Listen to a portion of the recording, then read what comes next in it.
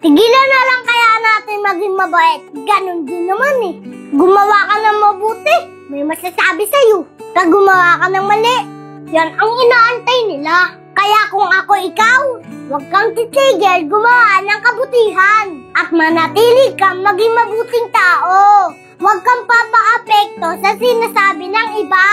Lahat yan may masasabi, tama man o mali ang ginagawa mo. Ang importante, malinis ang konsyensya mo at alam mo na mabuti kang tao. Hindi na natin kailangan i-please ang mga taong mali lang ang nakikita sa atin. Hindi na natin kailangan nagpaliwanag sa mga taong bingi pagdating sa mga tama natin. Huwag mong baguhin yung sarili mo para lang ikatuwa ng iba. Mabuhay ka ng payapa at walang tinatapakan na tao. May pananalig sa Diyos at marunong rumispeto.